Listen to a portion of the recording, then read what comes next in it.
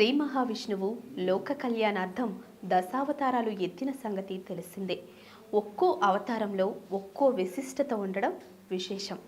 మత్స్య, కూర్మ, వరాహ అవతారాలు భూమి అవతరణ కోసం అవతరించగా, బలి చక్రవర్తి బలి కోసం వామన అవతారం ఎత్తగా, ఆ తర్వాత ఎత్తిన 3 అవతారాలు అత్యంత విశిష్టమైనవి. ఆ 3 అవతారాలనే భక్తులు విశిష్టంగా పూజిస్తూ ఉంటారు. ఈ 3 అవతారాల వెనుక పలు రహస్యాలు దాగున్నాయి.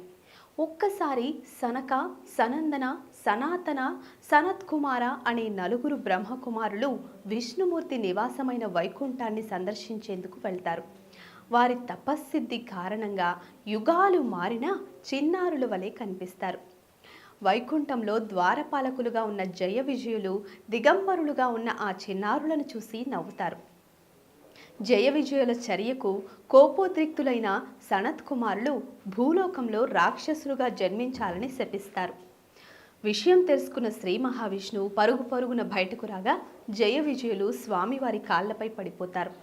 సనత్ కుమారులు కనికరించి విష్ణువు స్థిరమైన భక్తులుగా 7 జన్మలు లేదా విష్ణువు శత్రువులుగా 3 జన్మలు ఎత్తుతారో నిర్ణయించుకోమని చెప్పగా తమకు 3 జన్మలు చాలు అని కోరుకుంటారు.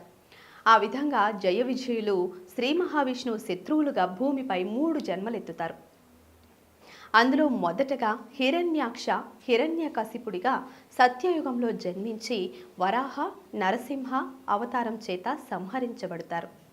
ఆ తరువాత త్రేతాయుగంలో రావణ కుంభకర్ణుడిగా జన్మించి శ్రీరాముడి చేత సంహరించబడతారు.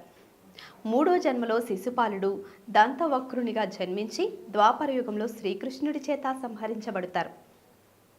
3 జన్మలు పూర్తి కావడంతో జయ విజయులకు శాప విమోచనం కలిగి వైకుంఠానికి వెళ్ళిపోతారు. దీంతో శ్రీ మహావిష్ణువు అవతారాలు పూర్తవుతాయి. అయితే కలియుగంలో భక్తుల కోర్కెలు నెరవేర్చే గోనేటి రాయుడిగా, వడ్డికాసుల వాడిగా, ఆపద మొక్కుల వాడిగా పేరుగాంచిన శ్రీనివాసుడు శ్రీ మహావిష్ణువు అవతారమా కాదా అన్నది సందేహంగా మారిపోయింది. ఈ సందేహాలకు సమాధానమే ఈ వీడియో. కలియుగంలో ఋషులు యజ్ఞం చేసి యజ్ఞ ఫలాలను ఎవరికి ఇవ్వాలో నిర్ణయించడానికి నారదుని సహాయం కోరగా భృగు మహర్షిని అడగాలని నారదుడు సలహా ఇస్తారు. నారదుడి సలహా మేరకు భృగువు వైకుంఠానికి వెళ్ళి విష్ణువును కలిసేందుకు ప్రయత్నించగా విష్ణువు భృగువును గుర్తించకపోవడంతో ఆగ్రహించి తన కాలితో శ్రీ మహావిష్ణువు హృదయంపై తంతాడు. లోక కళ్యాణార్థమే విష్ణువు భృగువు చేత అలా చేయిస్తాడు. భృగువు అరికాలులోని 3వ కంటిని నొక్కడంతో ఆయన ఆగ్రహం చల్లారిపోయి యజ్ఞ ఫలాలను మహావిష్ణువుకు ఇస్తాడు. అయితే భృగువు చేసిన పనికి ఆగ్రహించిన లక్ష్మీదేవి వైకుంఠం వదిలి భూలోకానికి వస్తుంది.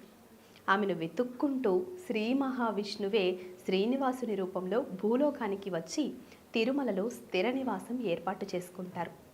శ్రీ మహావిష్ణువు కలియుగంలోని భక్తజనుల కోరికలు నెరవేర్చడం కోసమే శ్రీనివాసునిగా భూలోకంలో అవతరించారని పండితులు చెప్తూ ఉంటారు. Please subscribe to the channel and download the Politicos app from the links in the description.